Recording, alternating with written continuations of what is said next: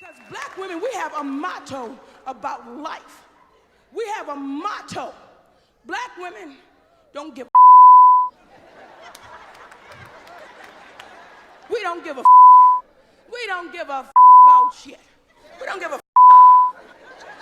We don't give a Girl, you going to work tomorrow. Girl, that job. Girl, Disturbing new details have been revealed in the case of a Birmingham toddler whose body was found in a dumpster 10 days after she disappeared back in October.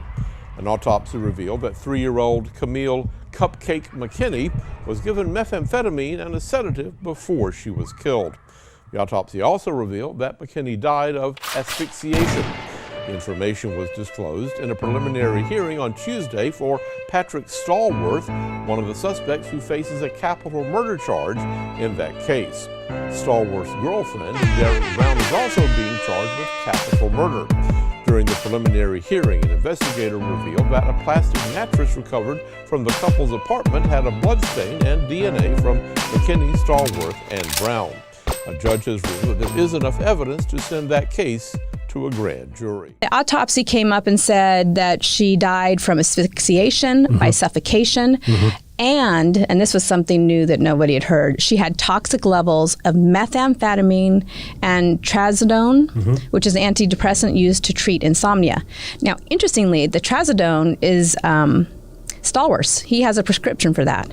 But in the preliminary hearing, his defense attorney said that, well, it's actually Brown who uses meth and likes to mix it with the trazodone because she likes the way it makes her feel. And so she was stealing this from Stallworth, and that's who was using that combination. And Stallworth only uses marijuana. So pointing the finger again at Brown. So the second time Stallworth talks to police, he says, look, I want to tell you, what happened. I did see Kamille that night for the very first time. Where I saw her was in our apartment. I came home, my girlfriend was there, Kamille was sitting on the couch with her, and I said, wait a minute, that's not your kid. And she said, I want to keep her, and why don't you do something sexual with her? And Stallworth says that's what he says. This is all his story. Exactly. And he goes, oh no, I don't want to have anything to do with this. And he says he goes outside and smokes a cigarette. And then later at some point, his girlfriend ends up, playing with the little girl, taking her clothes off, taking her barrettes out, giving her a bath. And then at some point he says that the girlfriend puts her hands over Kamille's nose and mouth, and then Kamille is asleep. That's the way he describes it. Next thing he remembers, he wakes up the next morning in bed, and his girlfriend is in bed with him. And that's really all he remembers. The police also tested a plastic cover that had been on a mattress in the living room, and they found blood on it. And there was DNA from Stallworth, Brown, and Kamille.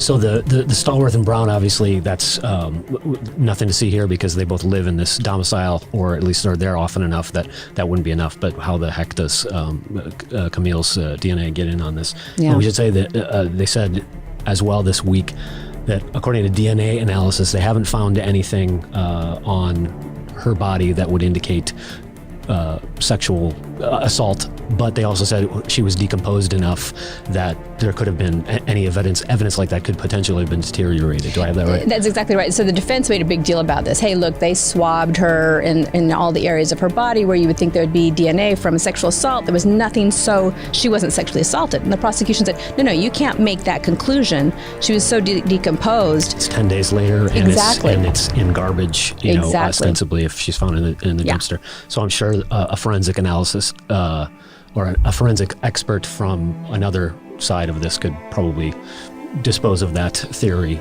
Yeah. That's definitely not locked in as far as that goes. Exactly. And that's what the judge said. I mean, the defense said, look, there's not enough here for probable cause to say he's the one who did it. The judge said, no, there's plenty here. It's going to go forward to the grand jury. From state to state, that's fairly common as far as capital murder. In other words, you have a preliminary hearing and it goes to a grand jury before it goes to an actual full criminal case. Is that accurate? It's a little bit different in some places. Like in California, you can either do a preliminary hearing or a grand jury.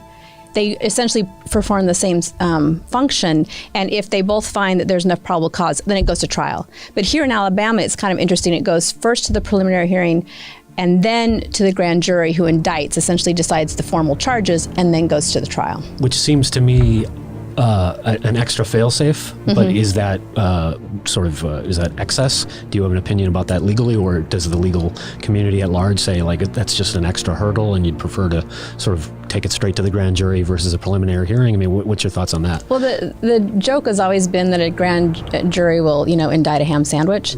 So as far as a fail-safe, it's not like it's a really, probing investigation where they're going to say, oh no, we don't see a lot here. Because a grand jury, it's done with just a prosecutor and witnesses, no judge. Right. Right. And there's no counter, there's not a defense attorney. There's no defense in there. attorney in they there. They're not presenting. They're just saying, here's some stuff that we found. Right. We think this is enough. What do you think? And that's the ham sandwich. Yeah.